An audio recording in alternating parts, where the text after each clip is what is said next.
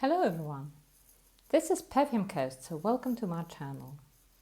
As I continue talking about different fragrance profiles and notes, today's podcast is all about Lily of the Valley.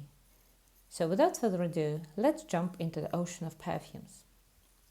So Lily of the Valley, or Muguet in French, is one of those notes that recently hasn't been given proper attention it deserves.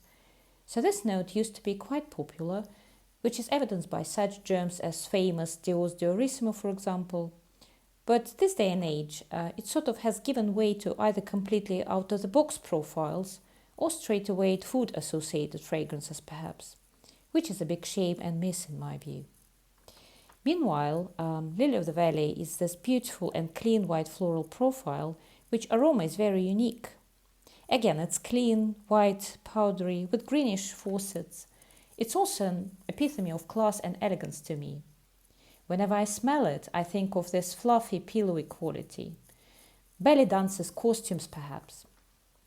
This profile is not sweet, it's a completely different dimension to our usual gourmands or floral favorites. By the way, this floral is quite hard to find in nature. Also in real nature, it's considered to be poisonous, which is why in perfumery this note is achieved by way of using chemical extraction process. Finally, Lily of the Valley in perfumery is a tool to create or amplify clean profile or effect.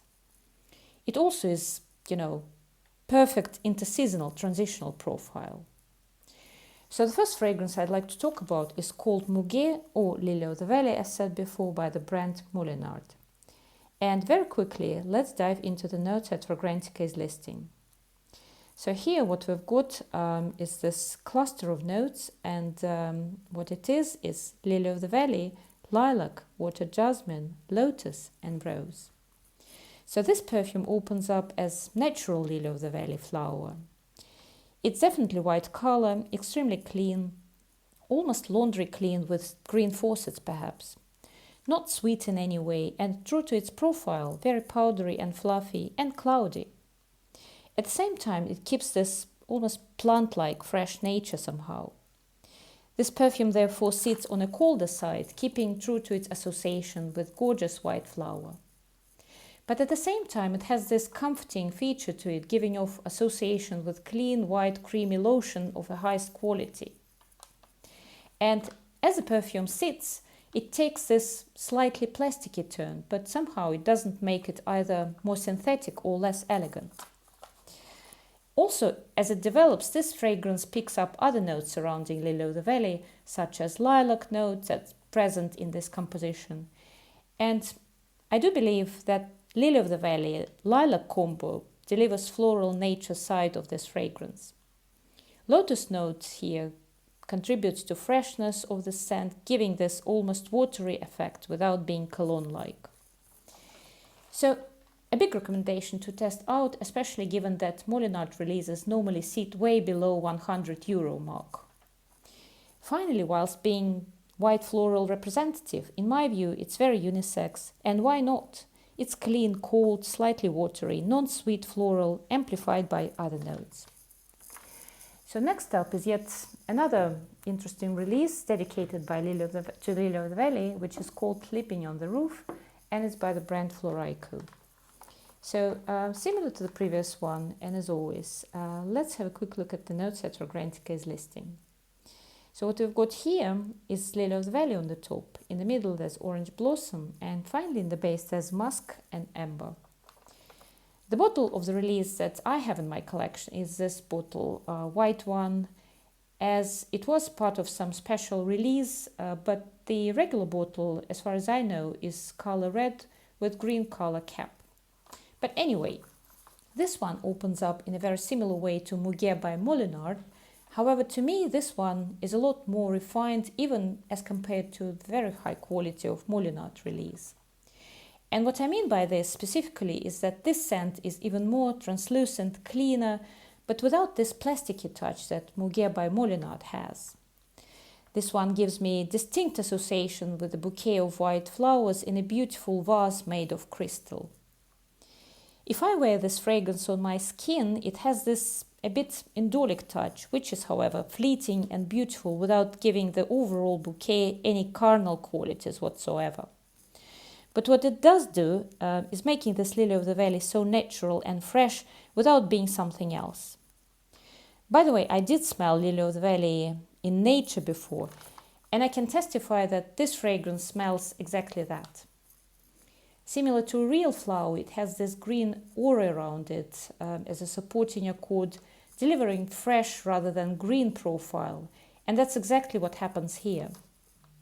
Big recommendation to put your nose on it as well, but mind you, it's quite pricey. By the way, both the fragrances are very long-lasting, literally all-day wear. So next up is another interesting release by the house MFK, and it's called Aqua Universalis EDT. So very quickly, let's have a quick look at the notes that Kurkdijan is listing. So here what we've got, Lily of the Valley, Amalfi Lemon. Also what we've got here is bergamot, also musk, orange blossom, orange and woodsy notes. So this is obviously another, Lily of the Valley forward creation, but this one is quite different from two previous contenders. This one has a lot more to it than just a clean Lily of the Valley. It opens up in a similar way to a high quality eau de cologne. But this EDC is not masculine leaning or trivial. It's in fact softened around the edges. It opens up watery fresh, slightly citrusy, definitely touch green, and also with distinct herbal direction. And I would say that Lily of the Valley is a coordinated effort here rather than flower supported by other notes, which is an interesting concept, I thought.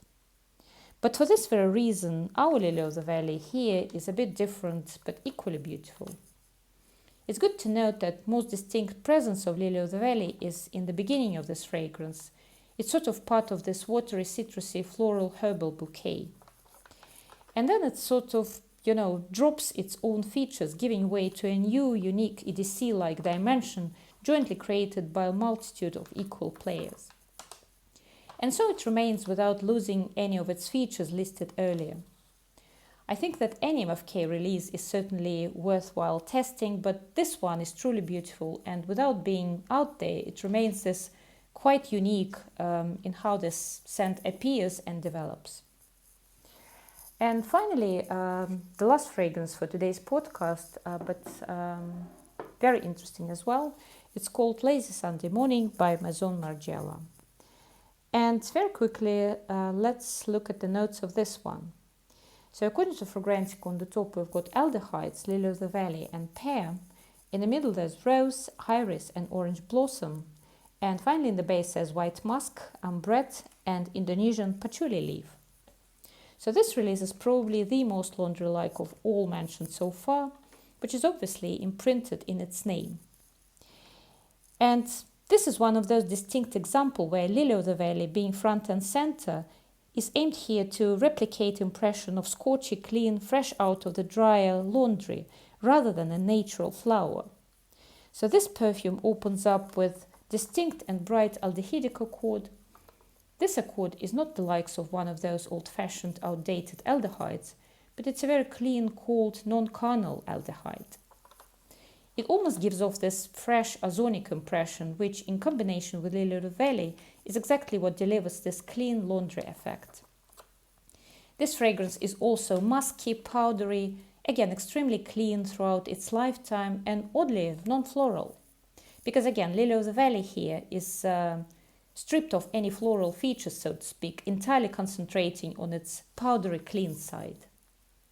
This perfume to me is not sweet or fruity at all, hence no hint of pear whatsoever that I can detect here.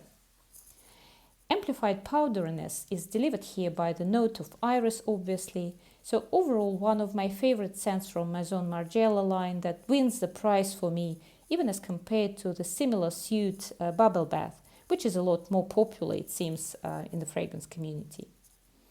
I love that one too, but if I want to achieve this highest dimension of elegant and wearable cleanliness, if that makes sense, this one, in my view, is a lot more exciting.